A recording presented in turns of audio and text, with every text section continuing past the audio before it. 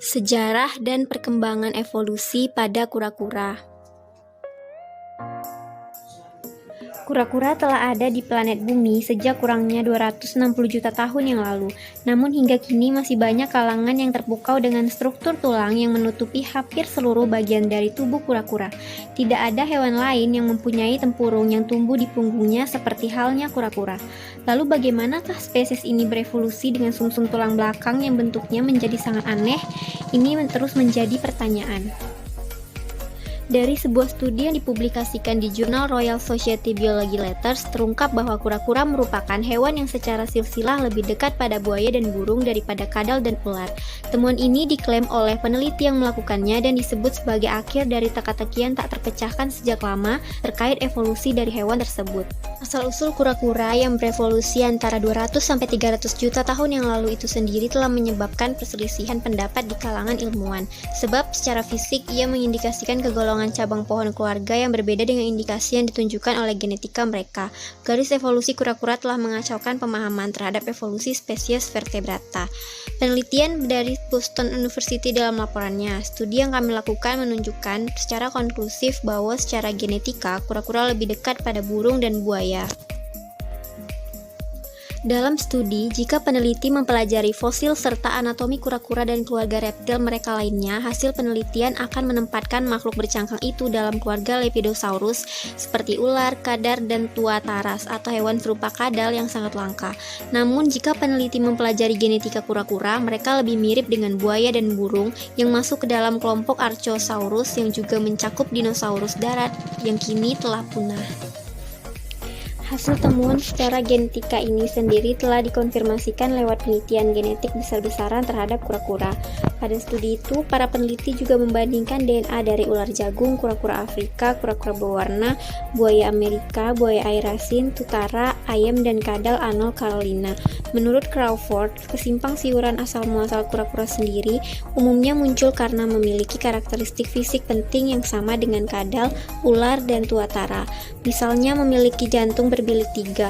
Meski demikian, Lepidosaurus dan Archosaurus memiliki nenek moyang reptil yang sama. Kura-kura merupakan salah satu makhluk hidup yang sangat unik karena mempunyai cangkang yang digunakan untuk melindungi tubuhnya dari predator. Asal-usul cangkang ini dimulai pada nenek moyang kura-kura yang bernama Eunotosaurus yang hidup sekitar 260 juta tahun yang lalu dan tampilannya tidak seperti kura-kura modern namun memiliki tulang rusuk yang luas dan rata. Kemudian nenek moyang kura-kura selanjutnya adalah Odontocelis semistaceae. Hewan ini memiliki piringan pada bagian bawah perutnya dan fosil tertua yang telah memiliki karakteristik kura-kura modern adalah Proganocelis. Binatang ini telah memiliki cangkang atas dan bawah seperti kura-kura modern. Odontocelis semistaceae adalah nenek moyang kura-kura yang hidup pada zaman Trias akhir dan hidup pada lingkungan rawa-rawa. Di bawah permukaan kulitnya terdapat pelindung yang berfungsi melindunginya dari predator. Pelindung ini mirip dengan tempurung kura-kura modern, namun kura-kura modern memiliki dua cangkang yang melindungi tubuhnya, yaitu cangkang atas dan cangkang bawah.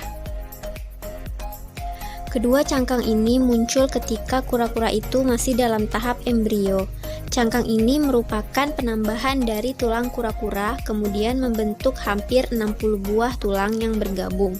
Seperti embrio hewan pada umumnya, yaitu sel kura-kura terbagi menjadi sel yang lebih spesifik, kemudian terbentuk organ dan jaringan-jaringan tubuh lainnya. Namun pada awalnya embrio pada kura-kura terlihat sangat mirip dengan embrio reptil bahkan embrio pada mamalia lainnya. Tetapi pada embrio kura-kura terdapat tonjolan pada punggungnya yang disebut carapace atau carafacial ridge. Dan tonjolan ini merupakan tempurung kura-kura. Ini merupakan tulang iga yang terbentuk di sekeliling punggung dan sel-sel tulang ini kemudian membentuk 50 tulang. Tulang ini bergabung menjadi tempurung.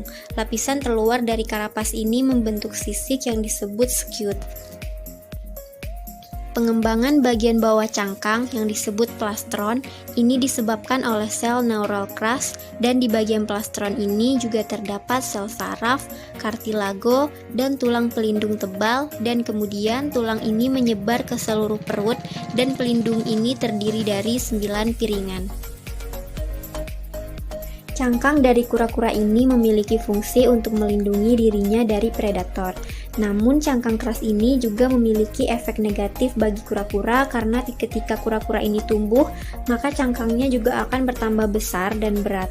Kebanyakan reptil dan mamalia itu memiliki tulang rusuk yang fleksibel, sehingga memudahkannya untuk pernapasan.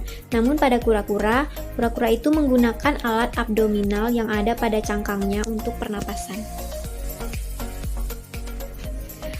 Eunotosaurus africanus diketahui hidup di Afrika Selatan sekitar 260 juta tahun yang lalu.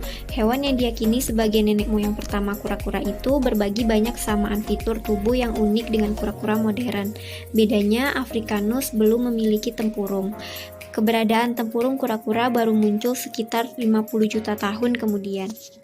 Eunotosaurus adalah salah satu nenek moyang kura-kura paling awal dan ditemukan di bagian dasar batuan di dekat wilayah Beaufort West.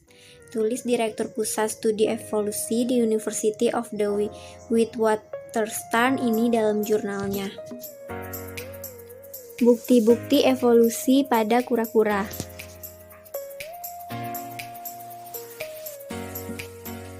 Ditemukannya catatan fosil pada kura-kura menunjukkan adanya bukti evolusi pada kura-kura.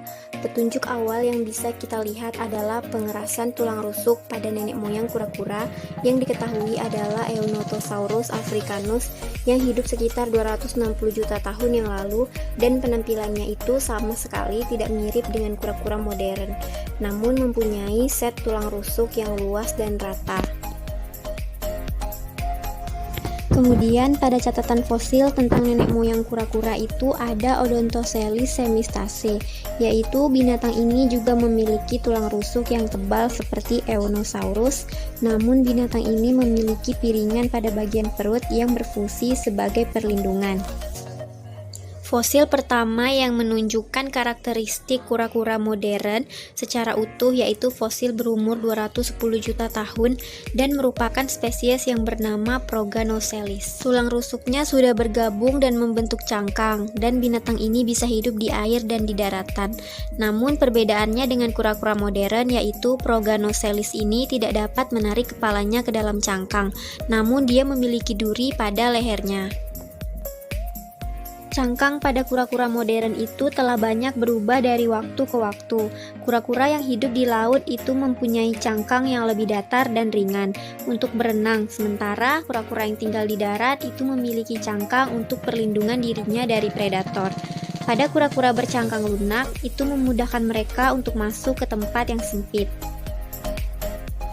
Fosil Eunotosaurus pertama kali dinamakan pada tahun 1892. Ada sekitar 50 spesimen fosil Eunotosaurus yang ditemukan ketika itu.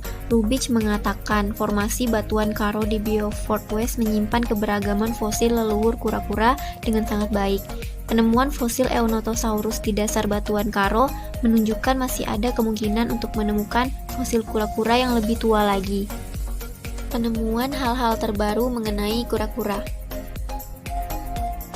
Yang pertama, penemuan kura-kura emas. Seekor kura-kura berwarna emas ditemukan di Nepal dan dianggap sebagai jelmaan Dewa Wisnu dalam mitologi agama Hindu.